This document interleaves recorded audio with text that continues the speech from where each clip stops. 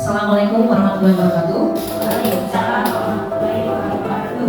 Bapak Ibu Dewan Guru SD Cisarua 2. Hari ini saya mohon izin untuk melakukan diseminasi tentang penyebaran pemahaman budaya positif di sekolah. Dan hari ini juga kita akan membahas untuk apa sih tentang budaya positif. Nah, di sini saya sebagai CGP Angkatan 8 akan memaparkan tentang pemahaman tentang budaya positif dan lain-lainnya. Ini yang pertama tentang budaya positif. Kira-kira apa pemikiran Bapak Ibu tentang budaya positif? Apakah budaya positif itu apa sih? Kira-kira Pani? Budaya positif buat saya budaya yang ada di lingkungan sekolah kita yang menjadikan kalau misalnya jadi kreatif pertemuan positif. Oke, yang lainnya? Mungkin budaya yang sesuai ya, yang tidak menyimpang. Oke, ada lagi lain? Budaya yang tidak menyimpang, budaya yang ada di sekolah kita. Nah, sebelum kita mencari tahu dari budaya positif itu apa, di sini ada konsep utama maupun budaya positif. Pertama, yang dilakukan adalah perubahan paradigma belajar. Yang kedua, disiplin positif, kebutuhan dasar manusia, motivasi perilaku manusia, posisi kontrol restitusi, keyakinan kelas, dan segitiga restitusi. Nah, ini akan kita bahas satu-satu mengenai konsep budaya positif. Nah, di sini ada pembelajaran dengan paradigma baru. Tentunya pembelajaran yang berorientasi pada penguatan kompetensi dan pengembangan karakter sesuai dengan kebutuhan siswa serta tahap perkembangan yang dimiliki siswa. Jadi untuk sekarang ini Bapak Ibu, kita harus menyesuaikan dengan kebutuhan anak. Gimana caranya? Pertama, kita melakukan proses diagnostik dulu sesuai dengan kebutuhan anak. Melakukannya dengan apa? Dengan memberikan tugas-tugas kognitif atau non kognitif kepada anak. Jadi sebelum anak masuk, yang kita lakukan adalah mendiagnosa. Biasanya kan diagnosa itu dilakukan oleh dokter ya. Kita juga wajib mendiagnosa apa sih kebutuhannya, apa kekurangannya. Jadi kita bisa menyesuaikan dengan apa yang harus kita lakukan kepada anak sesuai kebutuhan masing-masing. Nah, di sini juga kebutuhan siswa yang berkembang harus dimiliki sesuai dengan dimensi profil belajar Pancasila. Nah, ini disiplin positif Bapak Ibu bisa dilihat. Jadi dalam budaya kita makna disiplin itu dimaknai sesuatu yang dilakukan seseorang pada orang lain untuk mendapatkan kepatuhan. Jadi cenderung menghubungkan kata disiplin itu dengan ketidaknyamanan ya. Disiplin berarti kayaknya gak nyaman banget disiplinnya itu, jadi ada keterpaksaan, bukan karena diri sendiri. Nah, sebagai pendidik, tujuan kita adalah menciptakan anak-anak yang memiliki disiplin diri sehingga mereka bisa berperilaku dengan mengacu kepada nilai-nilai kebajikan universal dan memiliki motivasi intrinsik bukan ekstrinsik. Nah, nanti akan kita bahas nih, apa sih motivasi intrinsik atau yang bukan ekstrinsik? Nanti ada kelanjutannya, nanti akan kita bahas. Di sini, disiplin positif merupakan salah satu penerapan disiplin yang bertujuan untuk menumbuhkan kesadaran serta memberdayakan anak untuk melakukan sesuatu tanpa sogokan. Nah, tanpa ancaman maupun hukuman. Nih di sini aja udah langsung ya, kedengaran, terlihat ya, baik-baik ya. Ya, ternyata selama ini saya juga salah.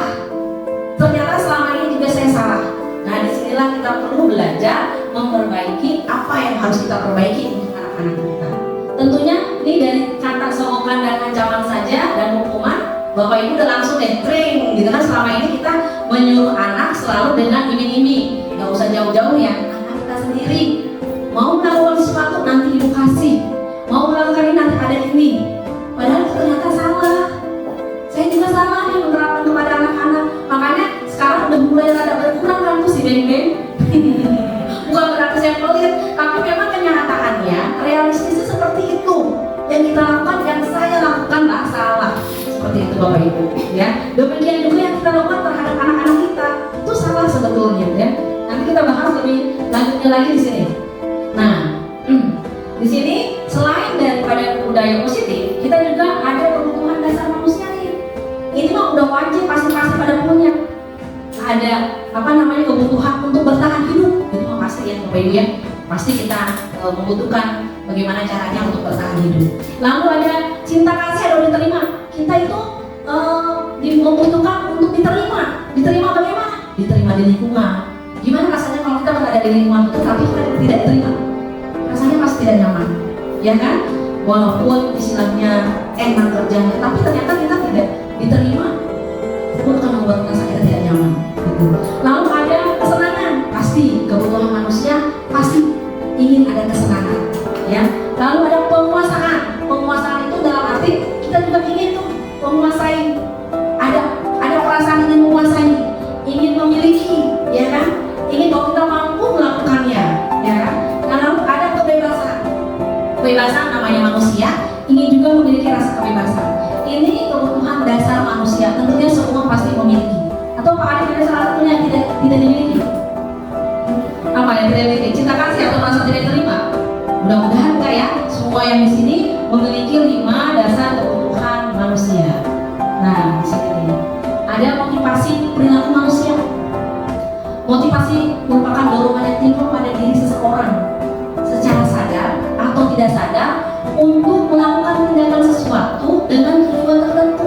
Pasti teman-teman punya motivasi, punya tujuan, punya visi. Gak mungkin dong hidup gak punya tujuan, tidak ada motivasi. Kita seperti ini berbuat buat apa sih? Ya kan? Kita nih sama-sama teamwork kita melakukan ini. Motivasinya apa?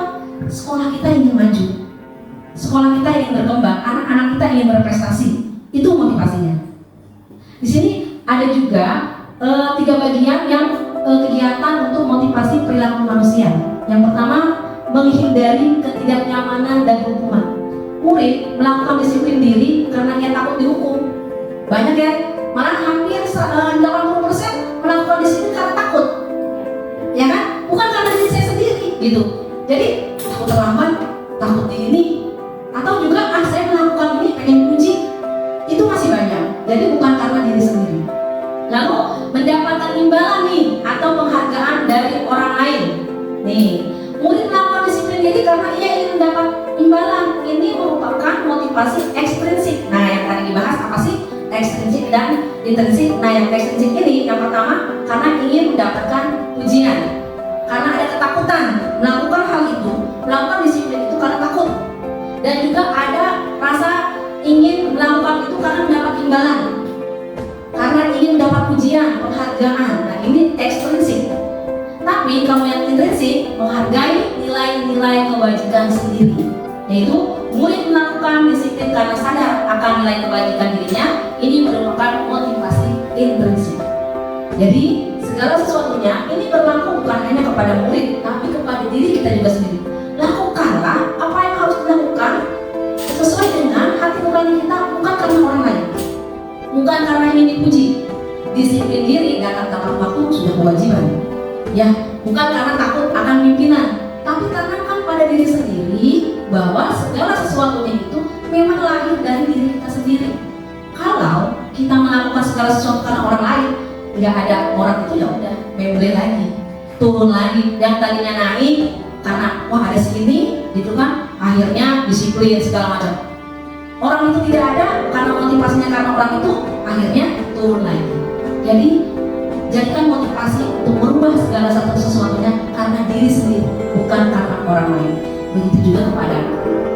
Tanamkan kepada anak-anak mulai saat ini. Yang kemarin bukan lewat, gak apa-apa, biarkan saja. Toh kita kan proses, sedang belajar. Belajar itu sambil belajar, sambil memperbaiki, dan bisa karena terbiasa. Jadi mulai saat ini tanamkan kepada anak disiplin waktu, disiplin mengerjakan tugas, bukan karena orang lain, bukan karena guru, tapi ada keyakinan diri bahwa kita sudah tanggung jawab kita. Gitu. Nah, ini ada konsep disiplin dengan identitas gagal. Tentunya kalau anak diberi hukuman pasti menyakitkan, ya kan? Murid pasti gak nyaman, murid takut, terus murid juga akhirnya menyembunyikan kesalahan. Yang terjadi apa? Mereka berbohong bahwa sebetulnya dia melakukan, tapi karena takut akhirnya menyembunyikan. Lalu murid menjadi rendah diri. Nah, biasanya nih kita memanggil anak kita di depan kelas kalau dia salah, itu sebenarnya merendahkan dia. Baiknya bagaimana sih? Ada langkah-langkahnya, ada trik-trik tertentu, gitu. Jadi kita belajar di sini. Ternyata hukuman-hukuman yang selama ini kita lakukan kepada anak itu sebetulnya menyakitkan dirinya. Jangankan orang kita nih, kita sendiri, gitu kan, mendapatkan hukuman misalnya, diskor, karena mungkin kerjanya tidak loyal atau misalnya sering tidak hadir, akhir diskor. Nyaman nggak dengan seperti itu? Tidak nyaman tentunya kan ya. Begitu juga dengan anak. Nah di sini ada penghargaan juga nih, penghargaan itu biasanya yang akhirnya akan tidak efektif karena melakukan karena ada diiming-imingi, melakukan karena ada sesuatu yang diinginkan. Ya, lalu ada merusak hubungan, terjadilah sifat iri antar teman. Ini dia mah dikasih terus, padahal saya juga bisa, ya kan? Kamu aja yang dikasih, saya juga sebenarnya bisa. Itu akhirnya terjadi tuh sifat iri terhadap teman antar teman. Sama halnya kan, kita juga pasti merasa iri kan kalau seseorang diperlakukan istimewa di luar daripada teman-temannya, pasti punya rasa iri. Ya, Bapak Ibu ya. Lalu mematikan kreativitas karena dia yang dipilih aja, ya udah aku nggak usah. Kan dia yang dikasih terus, ya kan? Akhirnya kan nggak pernah kreativitas anak tidak berkembang, mematikan kreativitas. Padahal kemampuan mereka itu lebih daripada yang sering kita kasih ribet. Ya. Lalu menghukum dengan sistem ranking. Nih, mulai saat ini, Bapak Ibu, kalau ditanya ranking, itu nggak ada ranking. Mau itu urutannya nilai tertinggi siapa sampai ke bawah itu nggak ada. Nggak ada menghukum dengan sistem ranking. Jadi kalau yang misalkan ranking terakhir itu yang paling jebot, no, belum tentu. Karena apa? Kemampuan anak berbeda-beda.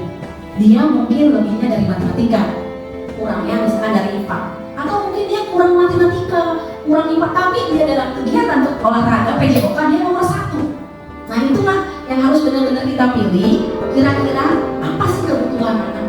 Kita harus tahu. Nah itu dengan apa? Dengan mendiagnosa anak sebelum melakukan kegiatan seperti itu. Lalu ada merampas hak menghargai dirinya. Sama kayak tadi. Harga diri anak juga kan, untuk anak yang tidak bisa mungkin dia juga akan merasa dirampas dengan anak yang terus diberikan reward oleh kita. Itu Bapak Ibu ya. Nah ini konsep disiplin dengan identitas sukses.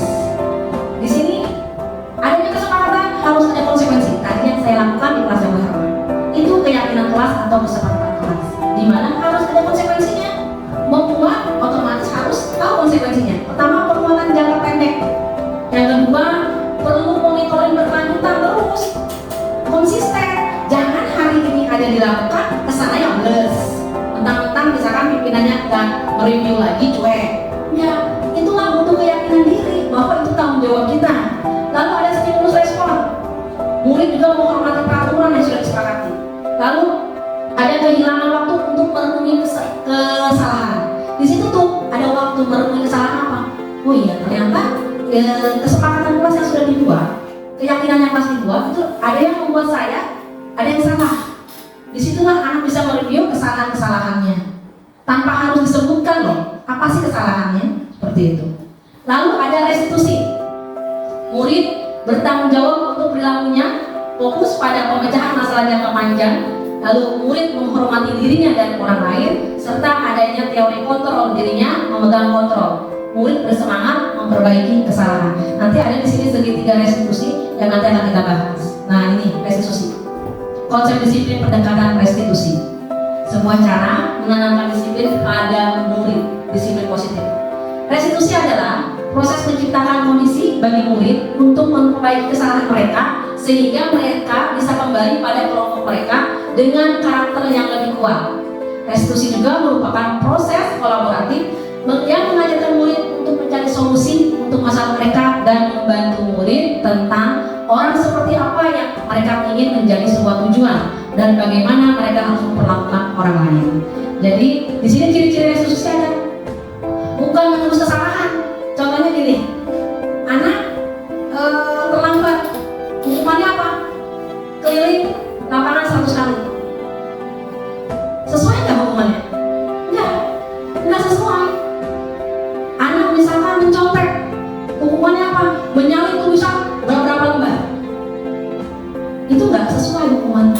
Kok nggak nyambung? Orang terlambat disuruh keliling.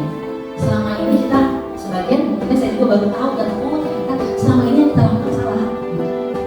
Dan nggak semua orang tahu gitu proses yang seperti ini seperti apa gitu. Jadi baiknya sih dilakukan seperti ini, apa namanya, bukan menebus kesalahan namun belajar dari kesalahan. Betul, memperbaiki hubungan dengan siapa? Dengan personal yang melakukan kesalahan. Tawaran bukan paksaan, kita berikan tawaran, kamu mau seperti apa? Kamu ya pendekatan, kamu sudah melakukan pelanggaran ini hampir sudah 5 kali. Apa yang mau kamu lakukan? Kamu mau seperti apa? Gitu ya. Jadi bukan tawaran, tawaran saja tapi bukan paksaan. Pokoknya kamu harus begini. Nah itu nggak boleh. Ya. Gitu. Lalu menuntut untuk melihat ke dalam diri. Jadi melihatnya diajak anaknya, coba deh kamu renungi. Apa sih yang kamu lakukan selama ini kamu melanggar disiplin itu? Seperti itu. Lalu ada mencari kebutuhan dasar yang mendasari tindakan dan fokus pada karakternya, bukan tindakannya. Berarti bukan hubungannya, gitu. Lalu menguatkan dan fokus pada solusi. Mungkin bapak ibu, praktek hese, itu mah tetap aja ya kan. Istilahnya begitu lagi. Kita lakukan saja seperti ini. Nanti akan, saya juga seperti itu. Saya juga diskusi dengan teman-teman lain. Tetap aja begitu. Akan lama-lama itu akan berubah keyakinan dirinya. Beda kalau kita salah, kita dikembali itu salah. Tapi kalau kita melakukan pendekatan, kita cari solusi sama-sama, ya kan? Nah di situ nanti akan berubah sedikit perilaku anak-anak yang melanggar disiplin dan lain sebagainya.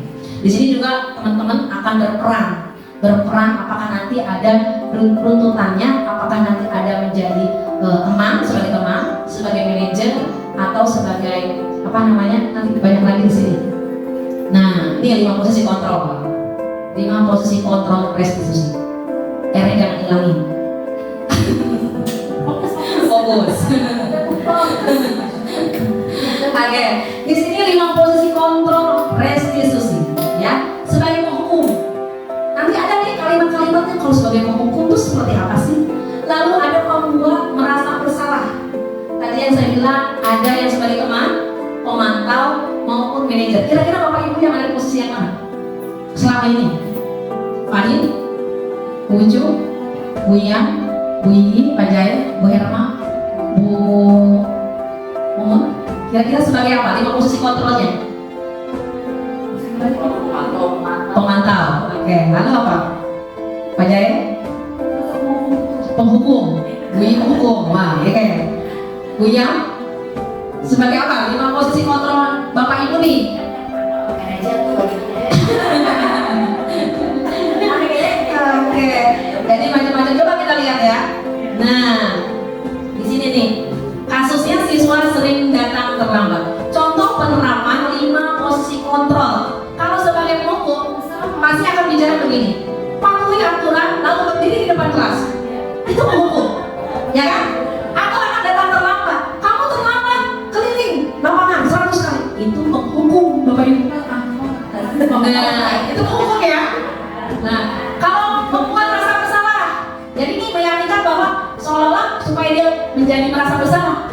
Berapa kali Bu Guru harus memberitahu kamu? Bu Guru kecewa sama kamu. Akhirnya kan si murid merasa bersalah kan? Oh iya, ternyata saya sudah mengecewakan Bu Guru atau Pak Guru. Gitu. Ya kan? Membuat merasa bersalah. Nah, lalu sebagai teman, ayolah datang tepat waktu. Buat Bu Guru bangga. Kali ini tidak apa-apa kamu salah. Gitu. Lalu ada pemantau. Kamu sudah melanggar, konsekuensinya apa? Nah, ya kan? Sebagai apa? Apakah sebagai pemantau? Ya, kalau sebagai manajer, apakah kamu tahu kesalahan kamu? Ya kan? Kira-kira bagaimana kamu bisa memperbaiki kesalahan ini? Nah, ini kira-kira yang tepat kita tuh maunya seperti apa Bapak Ibu dari 5 kontrol ini? Teman, oke. Mungkin Manajer. biar memperbaiki kesalahan yang sudah dilakukan. Betul, dengan pendekatan restitusi tadi gitu ya. Kalau kita sebagai penghukum menyakitkan juga kan buat si murid. Jangan murid, ya kan? Kalau misalkan kita pun sama seperti itu. Padi terlambat, ulang lagi. enak gitu ya. Pak Ade sudah ulang lagi. Iya. Sering izin hukumannya apa? Gitu kan? Maka saya sebagai manajer gini, Pak Ade tahu kesalahan Pak Ade seperti apa? Nah, bagaimana rasanya kalau ditanya seperti itu? Bingung. Bagaimana Pak Ade bisa memperbaiki kesalahan tersebut? Nggak bisa. Harus ada jadwal. Baiklah, itu kebutuhan. Itu suatu kebutuhan ya. Jadi ini contoh penerapan 5 posisi kontrol Bapak Ibu. Jangan kita selalu menjadi penghukum. Ya, kita mulai hindari ini ya. Jadi kita mulai kikislah sedikit-sedikit, berproses semuanya juga, nggak harus instan ya. Nah di sini ada lagi. Nah, keyakinan kelas seperti yang tadi saya sudah praktekkan di kelas 5. Besok saya dengan kelas 6, selanjutnya dengan kelas 4. Itu mengapa tidak peraturan saja? Mengapa harus keyakinan kelas? Kira-kira bagaimana ya Bapak Ibu? Ada pertanyaan seperti itu. Mengapa sih tidak peraturan saja? Mengapa harus keyakinan kelas? Mungkin kalau peraturannya sifatnya mungkin ada memaksa. Betul. Tapi kalau keyakinan harus mencari Atas. kesadaran diri. Oke. Bahwa itu benar. Wah, hebat. Tepuk tangan kalau lucu. Betul. Kalau peraturan itu mereka akan merasa dipaksa. Merasa takut. Tapi kalau dengan keyakinan kelas akan muncul dengan dirinya sendiri. Itu kan kesepakatan yang sudah disepakati. Harus kita laksanakan. Karena datang dari diri kita sendiri, ya. Seperti itu. Jadi untuk mendukung motivasi intrinsik, kembali ke nilai-nilai keyakinan yang lebih menggerakkan seseorang dibandingkan mengikuti serangkaian peraturan-peraturan. Gitu Bapak Ibu, ya. Dapat ilmu baru nih. Nah, sini ada peraturan. Contoh, peraturan dan keyakinan kelas. Selalu kembalikan buku ke tempatnya. Keyakinan kelas apa? Tanggung jawab munculnya. Jadi keyakinan kelas itu muncul kalimat positif, bukan kalimat yang dilarang membawa makanan, dilarang membawa sampah sembarangan. Itu kalimat negatif. Dilarang jajan di luar, ya kan? Itu peraturan yang mengandung nilai negatif kalimat-kalimatnya. Tapi kalau di sini ada tanggung jawab. Dilarang mengganggu orang lain. Keyakinan kelasnya menghormati orang lain. Hadir di sekolah 15 menit sebelum pembelajaran dimulai. Menghormati orang lain dan berkomitmen. Ada lagi dilarang melakukan kekerasan, keselamatan dan menghormati orang lain. Dilarang menggunakan narkoba. Keyakinan kelasnya apa? Kesehatan. Bergantian atau menunggu giliran. Menghormati orang lain serta bersabar. Gunakan masker. Keyakinannya kesehatan dan keselamatan. Jangan berlari di kelas atau koridor. Keselamatan dan keamanan. Jadi dari bahasa itu harus kita juga Bapak Ibu. Lebih mengenai hati-hati. Betul. Dibandingkan dengan peraturan. Jadi kalau anak diyakinkan dengan keyakinan kelas, insya Allah akan berjalan seperti itu. Ya. Jadi di sini sudah tahu kan? Kenapa? Ke siswa bisa. Ini kan untuk siswa dan guru. Bagaimana tahapannya? Buat dulu keyakinan kelas. Iya, kesepakatan kelas. Gitu, betul. Jadi yang tadi dilakukan saya di kelas itu melakukan keyakinan kelas yang sudah disepakati. Apa muncul kalimatnya? Mereka banyak kok munculnya. Ada disiplin, tanggung jawab, gotong royong, membantu teman, ya kan banyak ya seperti itu. Jadi akan muncul dari dirinya sendiri. Kita hanya memberikan kalimat pemantik saja. Gitu. Jadi anak yang mengeksplor, oh kira-kira apa yang harus dilakukan supaya kelas ini disiplin, ya kan? Oh bagaimana supaya kelas ini bersih, menjaga kebersihan, seperti itu. Bagaimana supaya tidak mencontek, disiplin lagi. Gitu. Jadi mengeluarkan kalimat-kalimat positif supaya keyakinan kelas itu bisa berjalan. Jadi gunakan juga hal-hal atau kalimat positif itu sehingga tidak menakutkan buat anak. Itu Bapak Ibu, ya. Lalu di sini yang mana yang merupakan keyakinan kelas?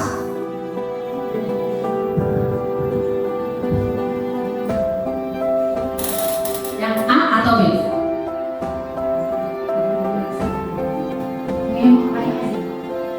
Yang mana kira-kira? Bapak Ibu setuju yang mana A atau B? Kesepakatan kelas. Datang tepat waktu mengucapkan salam.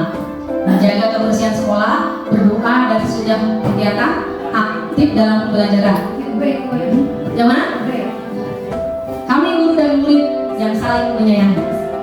B. Kami murid yang semangat belajar. C. Kami murid yang peduli dengan teman. B ya. Jadi tercermin kalimat-kalimat positif untuk membuat keyakinan dan kesepakatan kelas seperti ini Bapak Ibu. Ya. Jadi udah tahu nih ya kira-kira kesepakatan kelas atau keyakinan kelas itu apa? Kalau tadi kesepakatan itu maksudnya kalau ada peraturan dan keyakinan peraturan datang dari kita sendiri yang ke anak, tapi kalau keyakinan itu dari anak sendiri. Iya. Jadi peraturan itu peraturan yang membuat anak sifatnya memaksa, ya takut karena ada peraturan. Tapi kalau keyakinan kelas itu anak datang dari diri sendiri. Nah ini segitiga restitusi. Ada validasi kebutuhan, menanyakan keyakinan, menstabilkan identitas. Nih Bapak Ibu. Jadi jika ada anak melakukan kesalahan, kita juga harus tahu step-stepnya. Apakah validasi kebutuhannya, apakah menanyakan keyakinannya, apakah menstabilkan identitasnya. Yang validasi kebutuhan, kamu tentu punya alasan mengapa melakukan itu. Ini validasi kebutuhan nih. Kalimat-kalimat nanti yang kita tanyakan. Adakah cara yang lebih efektif untuk mendapatkan apa yang kamu butuhkan? Dari bahasanya aja udah kayaknya nggak terlalu apa ya, nggak memihak kepada murid atau guru ya, tapi lebih kepada pengajar yuk, lebih mengayomi dari kalimat-kalimat pertanyaannya. Betul. Lalu untuk menstabilkan identitas, setiap orang pasti pernah melakukan kesalahan. Lalu kamu bukan satu-satunya yang pernah melakukan ini. Jadi itu menenangkan siswa. Nah dari situ selain menenangkan, menyadarkan siswa apa yang sudah dilakukannya. Lalu nilai-nilai apa yang kita sepakati. Kamu ingin menjadi orang yang seperti apa? Bayangkan kalau kita punya permasalahan ditanya dengan cara segitiga restitusi ini, tentunya kita akan merasa bersalah ya. Tentunya kita akan merasa, oh iya itu saya salah, saya harus memperbaikinya seperti apa, seperti itu. Jadi muncullah dorongan dari diri sendiri untuk merubah sebuah kesalahan menjadi sebuah perbaikan. Gitu. Nah, di sini kalau menstabilkan identitas, kata-katanya begini: berbuat salah itu hal yang manusiawi. Tidak ada manusia yang sempurna. Bapak Ibu juga buat salah. Kita pasti bisa menyelesaikan masalah ini. Bapak Ibu tidak tertarik untuk mencari tahu siapa yang benar, siapa yang salah. Bapak Ibu tertarik untuk menyelesaikan masalah. Kalau kamu menyalahkan dirimu sendiri terus-menerus, apakah kamu bersikap baik pada dirimu sendiri? Nah ini cara menanyakan kepada siswa dengan menstabilkan identitas, tidak menyalahkan siswa. Ya. Lalu di sini untuk membuat anak yang merasa gagal karena berbuat salah menjadi positif. Jadi tadinya tuh dia tuh merasa gagal terus nih ya, merasa dia paling bersalah. Nah kita stabilkan identitasnya dengan sebuah pertanyaan-pertanyaan ini. Jadi anak merasa tidak selalu dia yang berbuat salah. Bukan di dunia ini, bukan hanya dia satu-satunya orang yang berbuat salah. Seperti itu. Itu menstabilkan identitas. Lalu ada kualitas kebutuhan, membantu siswa mengenali basic need atau kebutuhan yang ingin dipenuhinya ketika melakukan kesalahan itu. Karena pada dasarnya setiap tindakan manusia itu tujuannya adalah memenuhi basic need, apakah itu powernya, freedom, love, and belonging, atau survival. Seperti tadi yang 5 kebutuhan dasar manusia. Nah ini ada cara-cara kalimat-kalimatnya. Kamu bisa saja kan melakukan yang lebih buruk, tapi kamu tidak melakukannya. Ya kan? Kamu pasti punya alasan mengapa melakukannya. Apa yang penting bagi kamu? Kamu boleh tetap berusaha menjaga sikap itu, tapi tambahkan sikap yang lain, sikap yang baru. Kira-kira kalau kita punya guru kayak begini, enak ya? Bener ya? Nah ini, terus mau kamu belajar cara lain untuk mendapatkan yang kamu butuhkan tanpa harus mengukur. Nah ini, kita kadang punya anak-anak yang kadang suka seringkul ya, iseng. Nah kita ini aja, kita ajak ngobrol tanpa harus bingung. Apalagi kita udah mobil, mukul, udah gemes gerget lempar, menghapus ya kan, udah kesel. Nah ini biasanya yang pelan-pelan yang harus dilakukan. Apakah kamu bisa melakukan dengan lebih baik besoknya? Senang banget saya kalau punya guru kayak ini. Ekstra, betul. Itu Bapak Ibu, kita dilatih memang untuk ekstra sabar.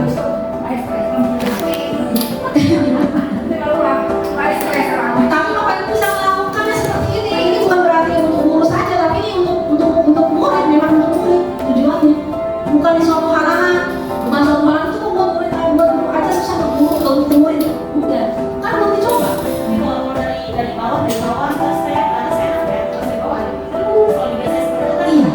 Betul. Mereka akan terbiasa dengan kecakapan dengan menemukan solusi. Betul. Tapi kalau di awal kita sudah melakukan istilahnya intimidasi, dia melakukan kesalahan, kita intimidasi biar ngaku. Itu akan membuat tidak nyaman. Yang akhirnya apa? Efeknya anak-anak nakal. Lalu anak akan jarang ke sekolah karena dia merasa tidak dihargai di kelas. Gitu. Jadi mulailah kita sadar bahwa apa yang selama ini kita lakukan itu salah. Pelan-pelan. Ini mumpung tahun ajaran baru, mumpung ini anak-anak dari nol masih kosong nih. Yuk kita sama-sama dicoba menggunakan kalimat-kalimat yang dilakukan untuk setiap anak melakukan kesalahan dengan cara segitiga restitusi. Insya Allah niat baik kita tentunya akan bermudah sama Allah kalau memang benar-benar kita melakukan gitu. Lalu menanyakan keyakinan keras, ya. Jangan merasa nggak bisa itu mah, nggak bisa dipakai. Jangan begitu. Belum apa-apa udah pada semangat. Ya, dicoba dulu. Kitanya harus mau bergerak. Bapak Ibu, saya udah bilang kan, Bapak Ibu bukan donat kan yang bisa berkembang sendiri. Betul. Kita itu harus berkembang. Kita itu harus berubah. Dipaksa sama saya buat berubah. Kalau dipaksa kan nggak enak. Tapi harus ada keyakinan diri. Kita itu berubah untuk diri sendiri. Nih, kalau misalkan sudah tidak ada saya, masa Bapak Ibu mau turun lagi semangat? Enggak, malah harus lebih semangat lagi. Jadi jangan jadikan alasan berubah atau berubah diri sendiri karena seseorang. Beda kalau kita lagi jatuh cinta, ya kan? Kalau jatuh cinta kita mau bersikap baik kan karena ada seseorang, ya kan? Biar cantik, biar apa kan ada seseorang. Ini bukan, tapi motivasi yang muncul dari diri kita. Kita ingin cantik, ingin rapi, ingin enak dilihat. Motivasinya dari diri sendiri, bukan karena orang lain. Efeknya apa? Akan banyak orang yang kenali, akan banyak orang yang suka, gitu. Jadi jangan kalah semangat ya Bapak Ibu. Oh cara ini pasti susah. Ya kita pelan-pelan lakukan. Di sini ada menanyakan keyakinan. Anak melihat kesalahannya dihubungkan dengan norma sosial dan nilai-nilai yang mendasari manusia berinteraksi dengan orang lain. Di sini juga menanyakan apa nilai yang kita percaya di kelas sekolah kita.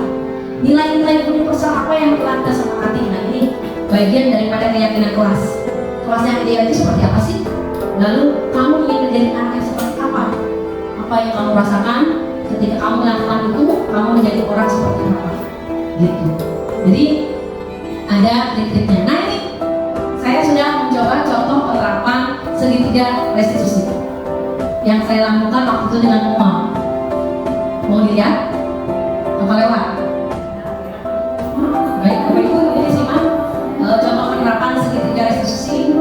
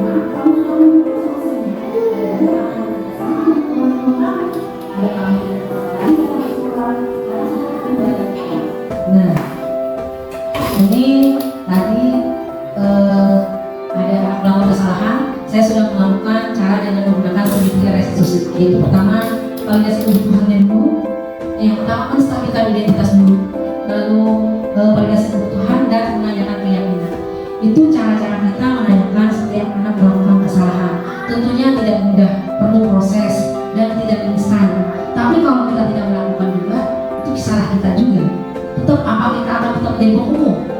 Tidak mungkin ya Bapak Ibu. Selamanya dari 5 kontrol kebutuhan manusia itu, apakah kita tetap harus melakukan sebagai penghukum? Tidak. Baiknya kita ada saatnya kita sebagai teman, ada sebagai manajer. Supaya apa? Supaya anak melakukan kesalahan bukan untuk dihukum, tapi untuk dicarikan solusi dan jalan keluarnya seperti apa. Supaya motivasi yang muncul di dirinya untuk berubah karena keyakinannya, bukan karena orang lain atau bukan karena aturan, karena ketakutan dia. Begitu. Jadi pelan-pelan ini tidak mudah memang, dan sebuah tantangan untuk kita supaya semua ini bisa berjalan dengan baik. Dalam penerapan program disiplin positif, hendaknya guru memiliki standar kepribadian proporsional dan sosial yang baik, di mana guru berefleksi pada posisi kontrol yang saat ini bagaimana perjalanan dirinya sebagai among atau sebagai manajer nih, yang menuntut murid-murid menjadi insan yang mandiri, bertekad dan bertanggung jawab. Kita itu guru menuntut, bukan menuntut. Kita guru bukan menuntut, tapi menuntun. Jangan salah, menuntun dan menuntut itu persepsinya akan berbeda. Kalau kita menuntut, kamu wajib harus jadi. Tapi kalau kita menuntun, hendaknya kita sebagai seorang, kita ini guru sebagai seolah-olah sebagai petani yang menyemai benih-benih anak yang kita ajar, benih-benihnya mau dibawa kemana.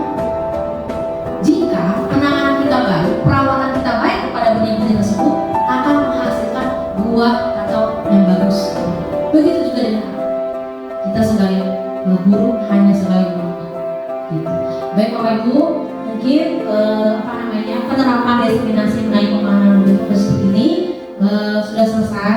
Mudah-mudahan ini menjadi wacana, atau bukan hanya sekedar wacana, tapi awal untuk perubahan kita melakukan apa yang harus hendaknya kita lakukan sesuai dengan budaya positif yang akan kita lakukan di sekolah kita. Dan mudah-mudahan ini berproses, tidak instan, dan saya ingin teman-teman semuanya melakukannya kepada siapapun seperti itu. Karena satu yang tadi saya pesan, motivasi berubah hanya ada di diri sendiri, hanya ada di diri sendiri, bukan orang lain atau bukan karena orang lain. Mungkin itu saja. Terima kasih sebelumnya atas perhatiannya. Assalamualaikum warahmatullahi wabarakatuh. Ada yang mau ditanyakan? Ya.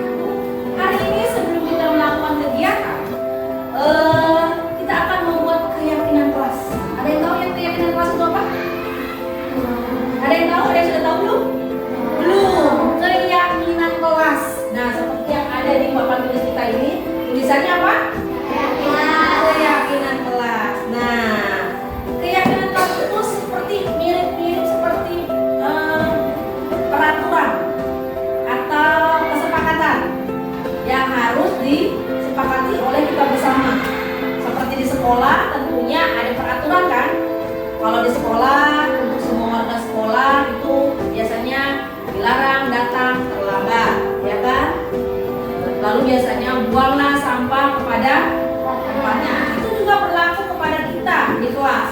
Kita sebelum melakukan kegiatan, dan kebetulan hari ini adalah hari pertama kalian belajar di tahun ajaran 2023-2024 kan? Ya. Jadi sebelum melaksanakan kegiatan belajar mengajar dan seterusnya, kita buat dulu keyakinan kelas, buat dulu kesepakatan kelas, ya. Biasanya dalam bentuk dengan adanya keyakinan kelas ini, kalian bisa meyakini dalam diri, ya. Bukan hanya bicara keyakinan kelas saja, tapi dengan menyepakati, dengan meyakini bahwa yang sudah dilakukan, yang sudah disepakati harus dilaksanakan dengan dorongan diri sendiri, ya, dan ada tanggung jawab serta nilai-nilai yang kalian yakini seperti apa contohnya. Nah, kita akan membuat keyakinan kelas dengan kesepakatan, contohnya nih, semua wali kelas, semua warga sekolah membuat keyakinan kesepakatan, yaitu saling sesama teman saling menghormati, ya kan? Sesama teman harus saling menghargai, ya kan? Semua, jadi semua warga sekolah juga sama melakukan kesepakatan, bukan hanya kalian tapi juga guru juga sama. Di sini, di kelas ini kita buat kesepakatan. Kalian yang kalian yang menuliskan, kalian yang menciptakan kesepakatan, dan kalian yang menyepakatinya, dan kalian juga harus bertanggung jawab dengan apa yang sudah disepakati, ya kan? Berarti ada nilai-nilai apa di situ? Nilai rasa tanggung jawab. Kalau ada rasa tanggung jawab berarti harus dilaksanakan tidak? Harus dilaksanakannya karena takut dengan Bu Guru atau sudah dengan keyakinan kalian? Sudah dengan keyakinan kalian, ya. Nah, di sini juga, tapi kalau untuk di kelas kita menggunakan kata-kata atau kalimat positif. Contohnya apa? Misalkan gini, dilarang makan di kelas, dilarang mencontek. Nah, itu masih kalimat negatif, tapi kita gunakan kalimat positifnya. Kalau misalkan dilarang datang terlambat, berarti kalimat positifnya apa? Disiplin. Jadi kalau misalkan dilarang datang terlambat, kalimat positifnya disiplin. Dilarang buang sampah sembarangan, kalimat positifnya menjaga kebersihan, gitu. Jadi kalau kesepakatan kelas atau keyakinan kelas itu menggunakan kalimat-kalimat positif. Tidak ada kata dilarang, jangan, ya. Jadi kalimat awalnya tidak menggunakan kalimat dilarang, tidak boleh, ya. Tapi gunakan kalimat-kalimat yang positif. Oh, tadi dilarang datang terlambat, kalimat positifnya disiplin. Dilarang buang sampah sembarangan, menjaga kebersihan. Dilarang mencontek, berarti apa tuh? Dilarang mencontek saat ujian. Apa itu kalimat positifnya? Jujur, ya. Sudah tahu kalimat positifnya? Ya, apa yang mau kita sepakati di sini? Apakah di sini maunya boleh makan di kelas? Tidak, ya. Tapi gunakan kalimat-kalimat positif seperti tadi, disiplin, bertanggung jawab, seperti tadi, jujur. Dilarang mencontek berarti jujur, ya kan? Nah, lalu bagaimana supaya lingkungan kita tetap bersih? Kalimat positifnya apa? Gotong royong juga bisa, pintar. Itu kalimat positif. Gotong royong berarti saling menolong, berarti gotong royong. Saling menolong juga kalimat positif, ya. Berarti sudah banyak tuh kalimat-kalimat positif yang sudah kalian sebutkan. Oke? Bisa? Sudah paham? Sudah paham ceritanya kita mau membuat keyakinan kelas menggunakan kalimat-kalimat positif. Sudah, ya? Kalau sudah paham, Dimas bagikan positif ini, kalian tuliskan satu kalimat atau satu kata tentang keyakinan kelas. Siap?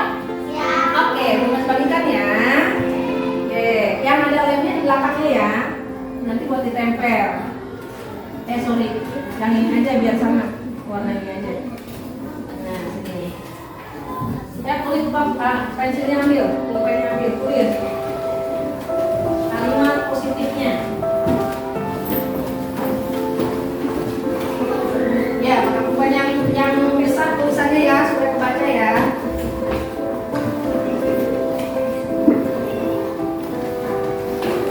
Tulis.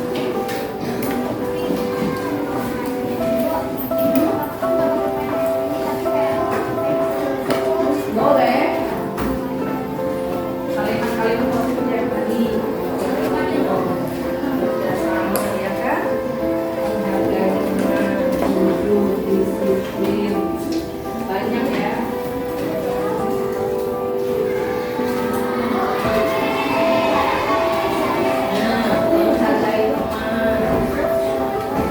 Satu kalimat saling menghargai teman. Udah ada, udah langsung tulis. Jaga kebersihan, tapi disiplin, apalagi. Ayo silakan tulis. Stop dulu ya.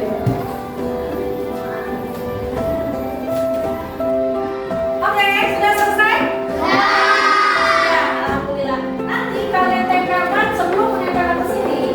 Kalian juga harus meyakini dan harus bertanggung jawab dengan apa yang sudah kalian tulis, yaitu membubuhkan tanda tangan di sini untuk kesepakatan kita.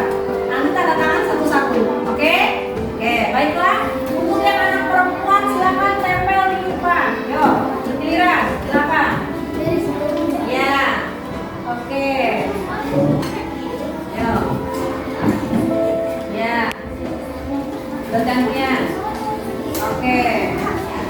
Kawan. Yuk, silakan. Ya.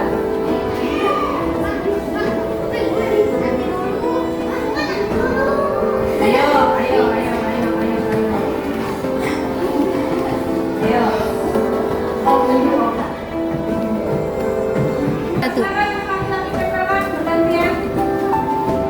Oke. Oke. Ya.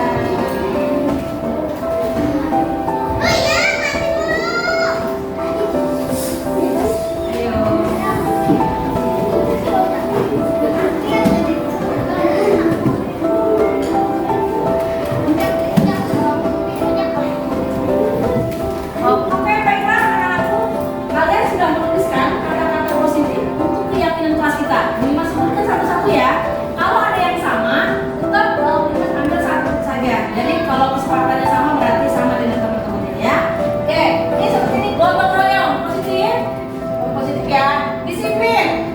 Ya, ada disiplin juga. Menjaga kebersihan, disiplin ya. Ya, lalu jujur. Jujur, menghargai sesama teman. Oke. Sini.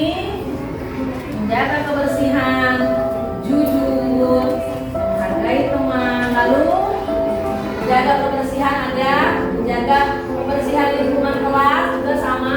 Saling menolong sesama teman. Nah, nih, saling menolong sama. Menolong sesama teman, oke. Sopan santun. Nah, sopan santun ya. Ini disepakati loh oleh kalian. Lalu menghargai teman, oke. Sama. Disiplin juga sama. Jujur, gotong royong, disiplin, jujur, oke. Nah, ini menolong sesama teman sudah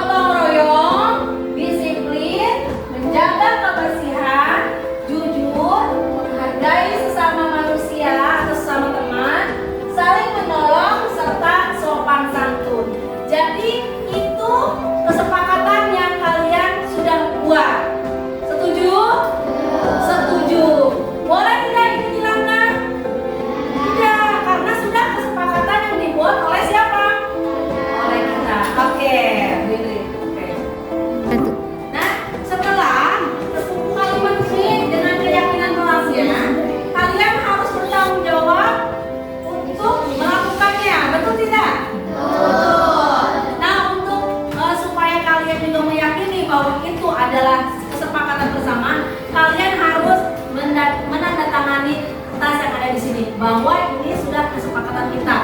Ya, oke? Dan harus diyakini bahwa ini siapa yang membuat guru atau kalian? Kalian atau guru? Hah? Nah, kalian semua yang buat ya. Oke, berarti harus dilakukan atau dilakukan? Oke, jadi masing-masing nanti maju ke depan. Saya beri. Yuk, silakan anak-anak dulu di sini.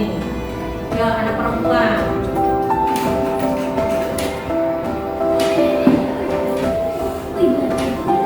Oke, selanjutnya.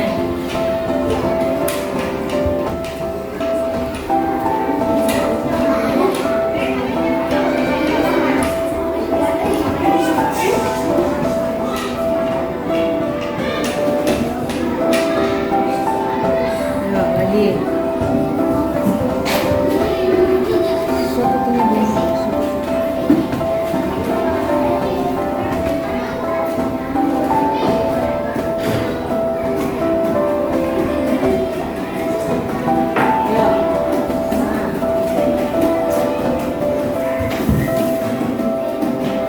Tadi udah beberapa masuk.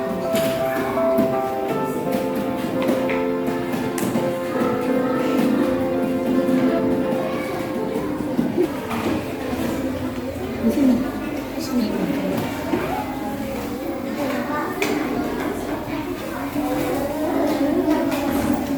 Yuk.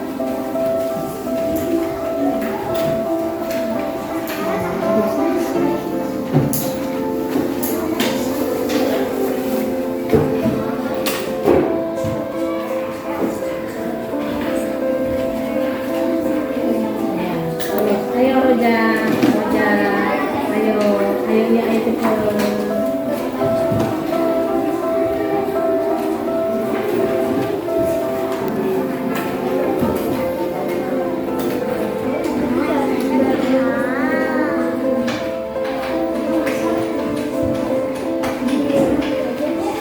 Ya, ayo.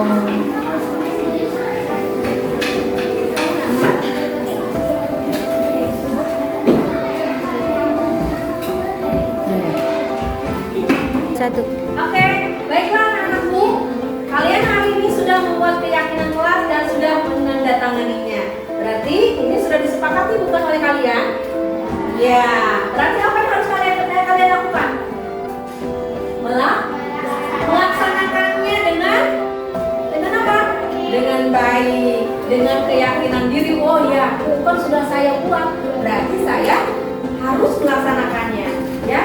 Dan ini sudah kesepakatan kelas bukan? Ya, yang termasuk di sini ada gotong royong, disiplin, jaga kebersihan, ya kan, jujur, sopan santun, itu semua sudah keyakinan kelas kita, kesepakatan kelas kita bahwa semua itu harus dilakukan. Baiklah, terima kasih, keyakinan kelas sudah dibuat. Terima kasih, ucapkan Assalamualaikum warahmatullahi wabarakatuh.